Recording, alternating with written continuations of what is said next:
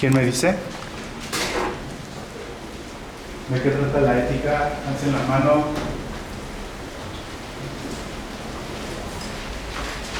De los valores.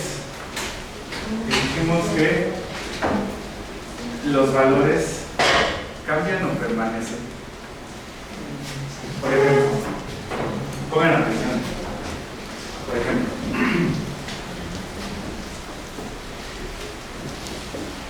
ética. Apunten. E-I-K. Y también lo escribían de otra forma. Con alfa al final, ética, y con eta al final, etique. Pasa a Roma como moral y pasa al español como ética y como moral. ¿Vamos bien? Entonces, la cuestión es que la ética trata acerca de la arete, que se traduce por virtud y también por valor. ¿Vamos bien? Voy a poner un ejemplo. Bodas, interrupción del embarazo.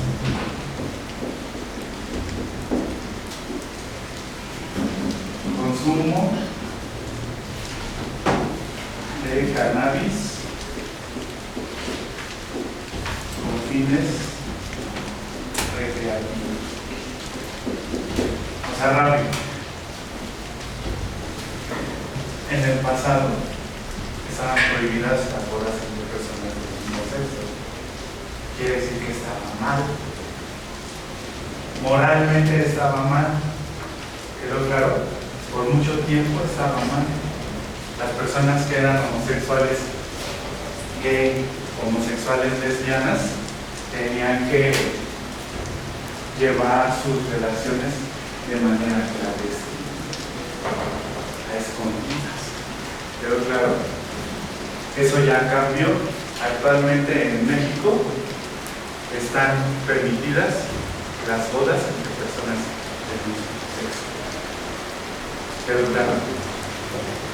Y entonces, ¿eso qué implicaciones tenían? Por ejemplo, que si tú tenías a tu pareja hombre o a tu pareja mujer y eras mujer, no lo podías dar de alta en el seguro, cuando es un derecho de todos los trabajadores. Pero claro, eso ya cambió. Antes, el aborto era un delito.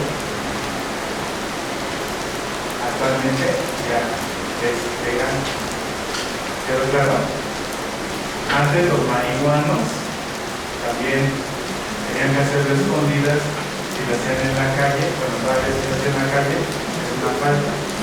Pero por ejemplo, ya en la Ciudad de México hay fumaderos en la vía pública. Y por ejemplo, hay un procedimiento que es el de amparo. Tienes que ser mayor de edad, solicitas ante COFEPRIS tu permiso para fumar, COFEPRIS te da la negativa, y entonces tramitas tu amparo, y con ese documento ya puedes transportar, consumir, etcétera, hasta cierta cantidad permitida por la ley. Entonces dice el escepticismo moral, ni tampoco de la ética nos podemos confiar porque cambia. Y no hay conocimiento de lo que cambia, solamente de lo que no cambia. Y el siguiente punto, donde se apoya el escepticismo, es en el futuro. ¿Por qué no podemos conocer el futuro? Bueno, lo que les decía de las teorías del tiempo, dicen que el tiempo son como gusanos así.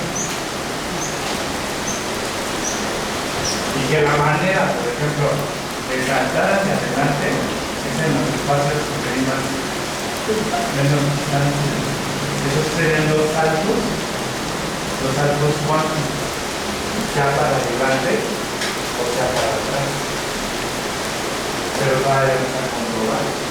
Pero claro, pues no podemos tener conocimiento del pasado, por lo tanto, tampoco podemos tener conocimiento del futuro.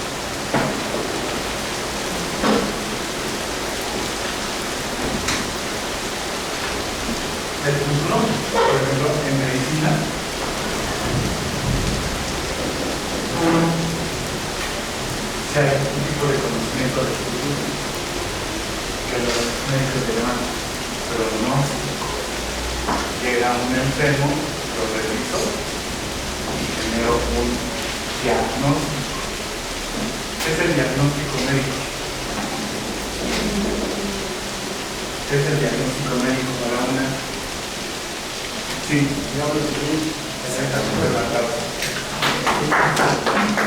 la enfermedad.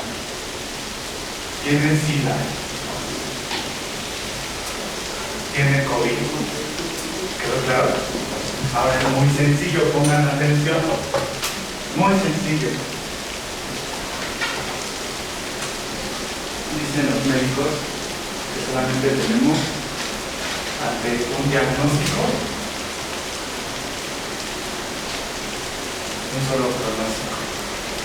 ¿Qué va a pasar con el enfermo? Solamente pueden pasar por dos. ¿Está fuerte? ¿O se muere? ¿O se compone? ¿Pero claro? No hay más. Cualquier cabrón enfermo tiene dos caminos. Se compone o se lo cae de la cabeza. Quedó claro. Y ese va a ser el pronóstico, lo que va a venir después. Pero esto es nada más con probabilidad. El conocimiento del futuro solamente es probabilístico. No sé, por ejemplo, si han visto los diagnósticos, los pronósticos del tiempo. Si ven el pronóstico del tiempo, ahí está en internet, ¿no? El Google tiene la aplicación del clima. Y si ven el clima, es por porcentaje. Hay un 80% de probabilidad de que llueva, pero no hay certezas absolutas. ¿Quedó claro? Que haya 80% de probabilidad de que llueva, quiere decir que hay muy altas probabilidades de que llueva, pero no está siendo 100% seguro que va a llover. Tiene que ver también con cálculo probabilístico. ¿Quedó claro? Donde no hay certeza absoluta o negativa absoluta, sino que te mueves en las probabilidades de que pase o las probabilidades de que no pase. ¿Tú vas hasta ahí? Y el PBI es total. Bueno, ¿cómo se llama la posición de Protágoras? Se llama apunten relativista. El primero era un escéptico y el segundo un relativista. Hay un ejercicio, pongan atención, que se realiza. Y te ponen la fotografía de un vaso con agua. Te preguntan al sujeto A, ¿está medio lleno o medio vacío? Te preguntan al sujeto B, ¿medio lleno o medio vacío? Sujeto C, ¿medio lleno o medio vacío? Ahí está. Entonces, esto es un relativo, porque cada quien no va a ver como medio lleno o medio vacío. Entonces, manejarnos en el relativismo es muy resbaladizo, porque no tienes posturas firmes. ¿Sí me expliqué? Aunque también es válido. Decía, el hombre es la medida de todas las cosas, de las que son en tanto que son y de las que no son en tanto que no son. Porque todo eso es relativo al hombre. Va a pelearse también con los poetas, con Homero, con Hesíodo, porque justamente dice Platón, explotan las apariencias, no ocultan al ser de las cosas.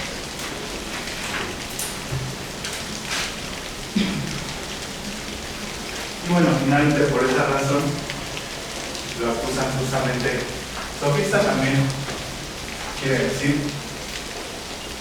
político. Y se avienta a decir que, dice Sócrates, no hay un solo político que diga la verdad.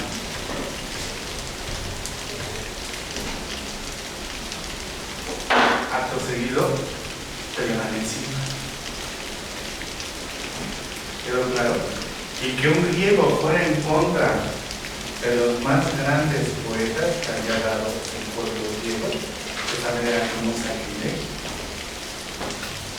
Y entonces cuando lo acusan lo llevan a juicio por corrupción de la juventud. El segundo caso por impiedad. Sócrates no cree en los dioses de Atenas. ¿Vamos bien? Ahora, para la reconstrucción de Sócrates,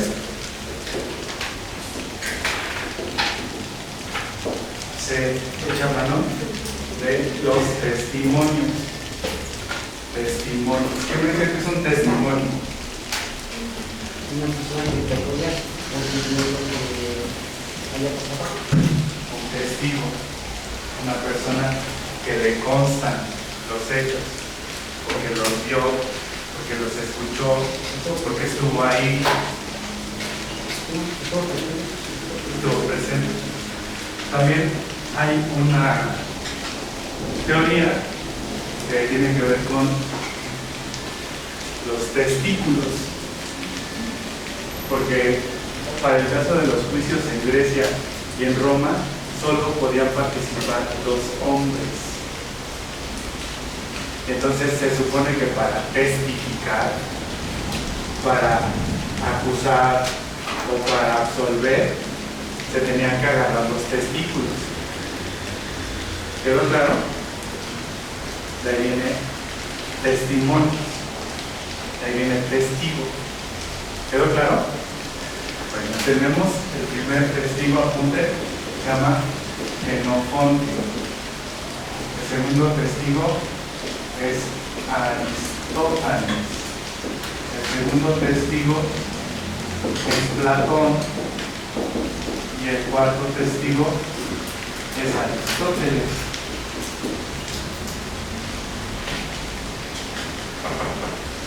Genofonte es una persona que cuando le preguntan es testigo del oráculo. El oráculo era como un objeto de adivinación que se utilizaba.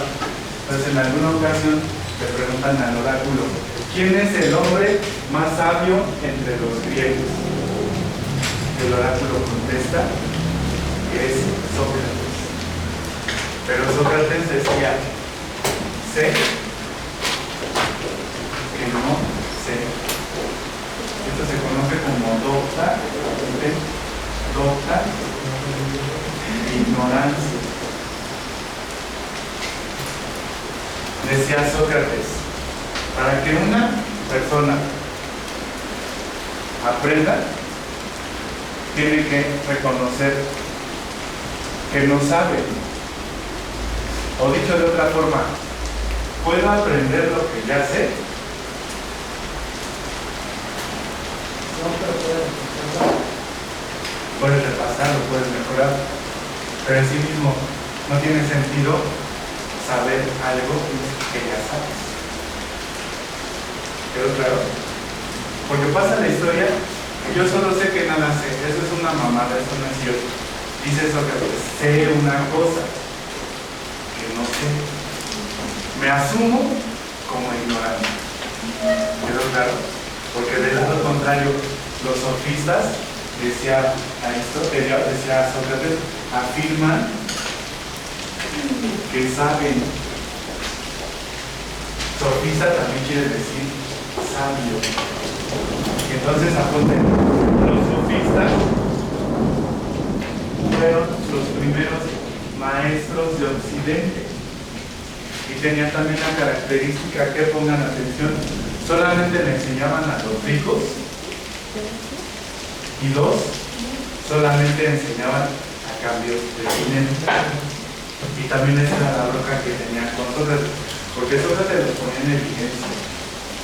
decía que sí sabía, los empezaron a interrogar, la apodaban, por eso apuntan el pez torpedo, y también decían que era como un tábano. Dice, Sócrates es como el pez torpedo, es una especie de pez que se mimetiza con las rocas, pero en la parte de su lomo tiene espinas con toxina. Entonces quien no lo ve y lo pisa se envenena.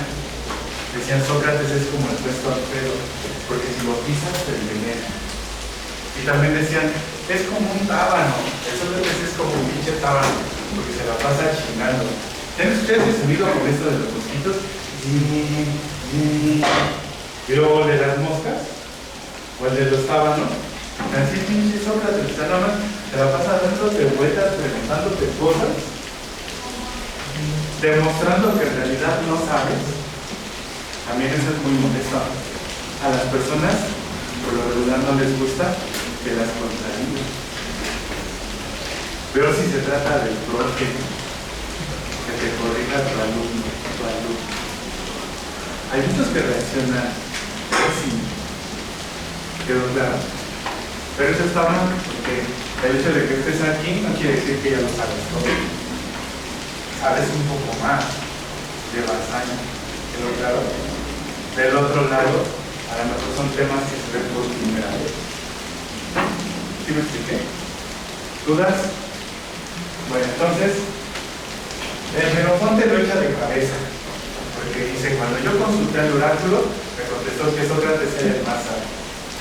Cuando Sócrates dice que no sabe, entonces la bronca. El oráculo dijo que tú eras el más sabio, y ahora tú estás diciendo que no sabes. Aristófanes apunte con comediógrafo. Aquí también tenemos apunte que los griegos inventaron el teatro. En Grecia, a la entrada del teatro, estaban dos caritas. La carita contenta y la carita triste. La carita contenta tiene que ver con la comedia y la carita triste tiene que ver con la tragedia. Hace la mano quien me dice qué es la tragedia. ¿Qué es una tragedia? Cuando pasa algo. Perfecto. ¿Qué es lo peor? ¿Cuál es el peor mal que los seres humanos consideran como lo peor? Entonces en la tragedia, correcto, o sea, va a haber amor, pero va a terminar mal. Los enamorados van a morir. O uno de los enamorados va a morir. ¿Quedó claro? ¿Dudas? Entonces apunte, en la tragedia hay muerte, hay suicidio, hay homicidio, hay prisión, hay enfermedad, tristeza, llanto, desesperación. ¿Quedó claro? ¿Nunca han tenido esa experiencia de ver una película que los conmueva hasta las lágrimas? Hay una película que a mí me encanta que se llama Los Puentes de Madison Bridge, con un actor que hace unas películas muy interesantes, y la actriz iba para la primera actriz de King Kong, pero el director de King Kong la rechazó porque no era rubia como la primera actriz de King Kong que necesitaba. Pero guapísima. El chiste es que llega un fotógrafo del Times a un pinche pueblo entero de Estados Unidos para fotografiar los puentes de Madison. Y el güey se pierde.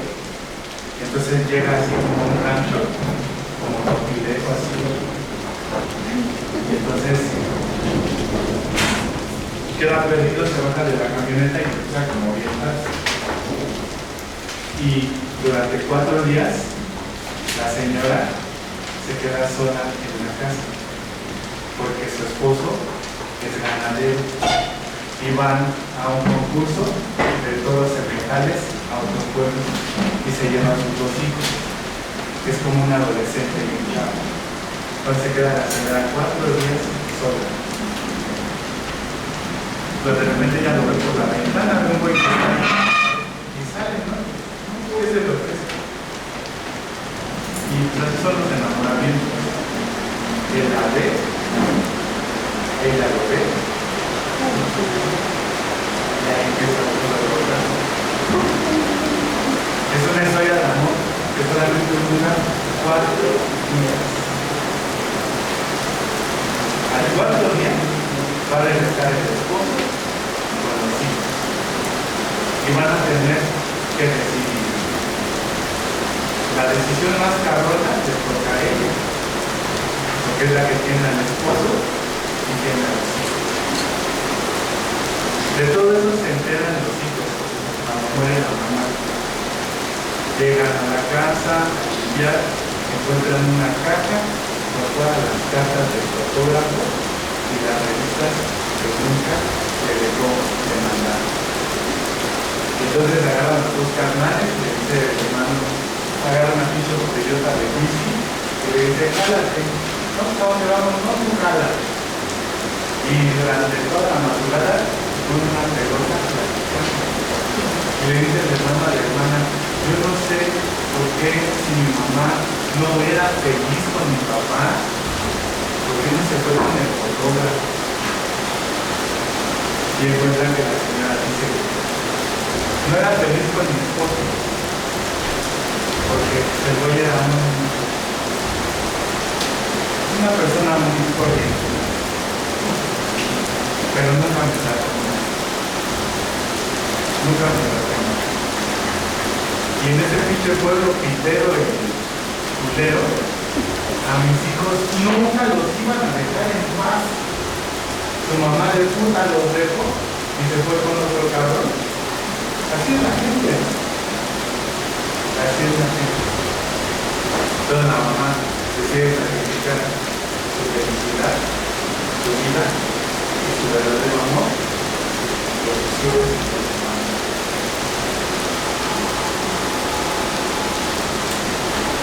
Hay veces que así sucede en las personas que realmente se quieren por X, Y o Z razones, no van a poder estar aquí. Eso es lo más objeto también, de estar años, décadas, toda una vida con personas.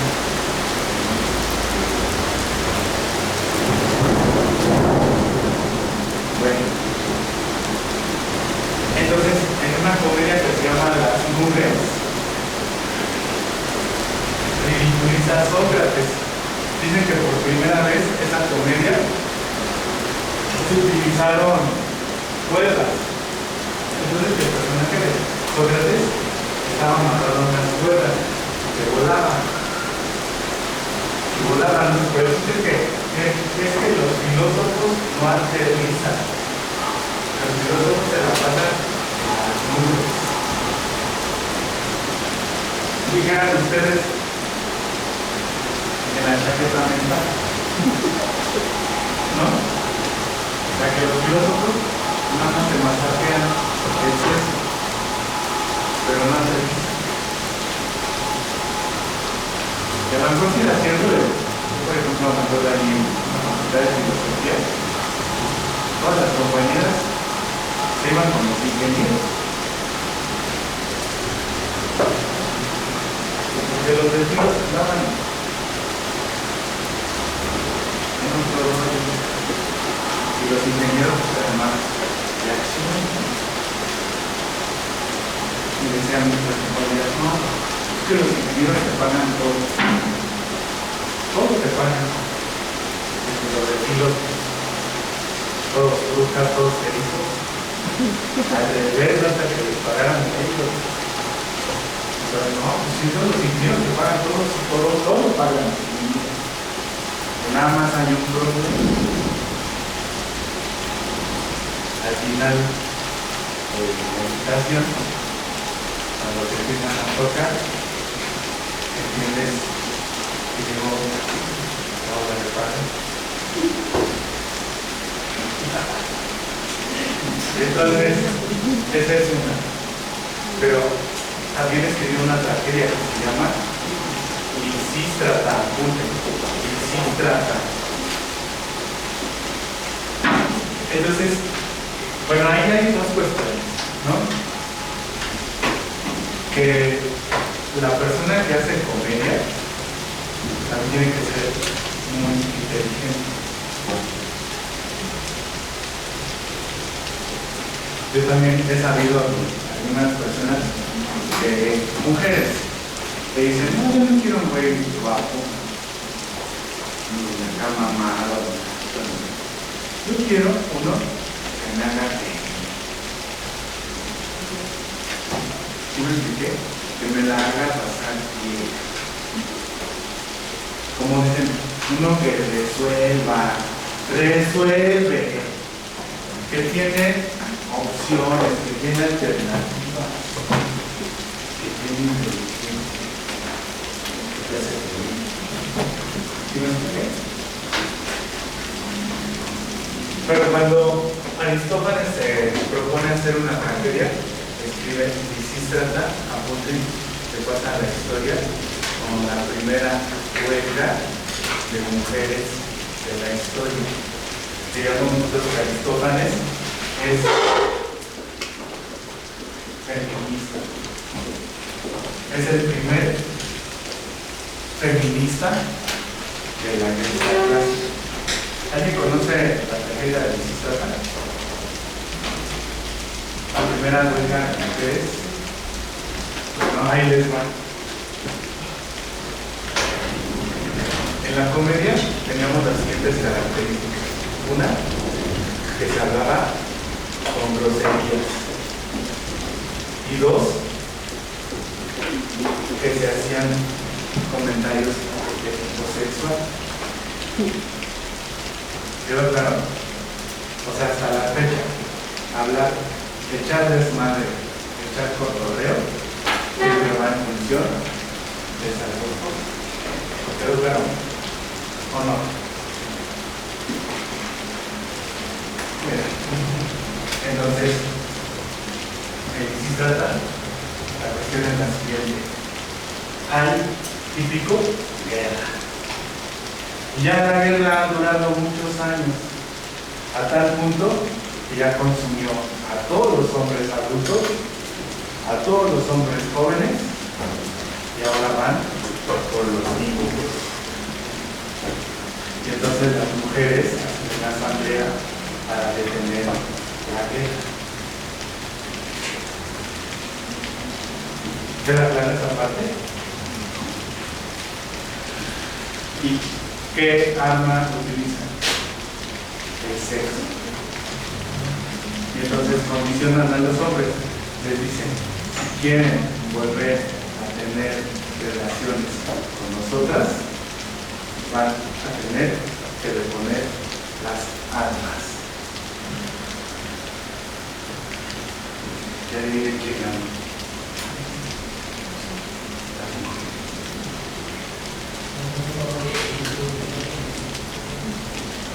¿Tienen imágenes? Busquen por favor Marte y Venus. Marte y Venus. Pintura Marte y Venus. Este también es lo que les decía de la pareja divina. No solamente es Jesús y María, también hay muchísimas parejas divinas. Y esta es la pareja divina, también un arquetipo. Porque Marte o Ares es el dios de la guerra. Bueno, primero busquen a Marte, el dios de la guerra. Lo van a encontrar con su casco de soldado, soldado, su espada, su escudo y bien pinche mamadísimo. O sea, es el dios de la guerra, el dios o sea, el representante del guerrero invencible. Ya le contaron. Venus, o Afrodita, es la diosa del amor y de la belleza. Pero adivinen qué, Venus estaba casada. O sea, esta es una de las parejas más representativas, Marte y Venus. Hay quien dice que los hombres son de Marte y las mujeres son de Venus. ¿Quedó claro? Venus estaba casada con el dios Ifeo, Hefesto o Vulcano. Venus estaba casada, fíjense, la diosa del amor y de la belleza estaba casada con el dios más feo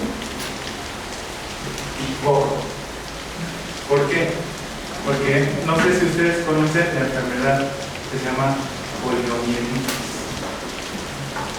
Se supone que se extinguió, pero todavía pueden llegar a ver en estados de provincia de personas, yo creo que de 50 años para adelante, que esa enfermedad ataca las extremidades inferiores. Por lo regular se concentra en una sola pierna, y entonces esa pierna no crece, se atrofia y queda así. Entonces las personas que no desarrollan una pierna, lo más probable es que estos haya padecido esa enfermedad. ¿Sí me expliqué? Pero también tenía una característica muy interesante de Hefesto, porque Hefesto era el joyero y era el heredero de los dioses. Cuando Zeus necesitaba una cadena que nunca se rompiera, ¿a quién se le encargaba? A Hefesto. ¿Cómo se casó con Venus? Porque Hefesto era como un ingeniero, como un artista, muy ubicado de su cabeza.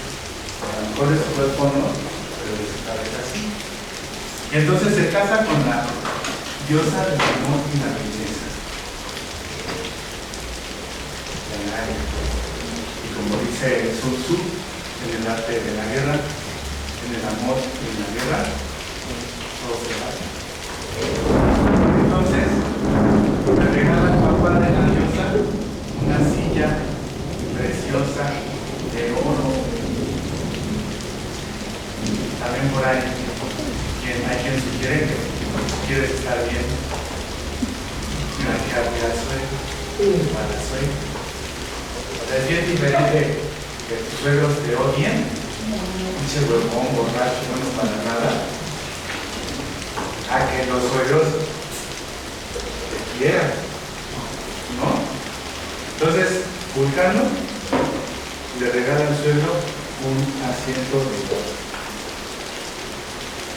El Vulcano el papá está encantado, ¿no? Esos sí son buenos yernos, ¿no? No que te llegue con una silla de oro. Pero saben, siéntate para ver cómo te queda. En el momento en el que la diosa se sienta, se activan unos grilletes y queda prisionero. Entonces va el papá otra vez con el Vulcano. Le dice, oye, ¿qué quiero? Dice, si allá quedó mi hija ahí prisionera. Suéltala. Tú sabes desactivar el mecanismo porque tú lo hiciste. Entonces le dice Hefesto, la voy a soltar con una condición. Que se case conmigo. Y se casa. Pero volvemos a lo mismo. A fuerzas ni los zapatos. Entonces finalmente Venus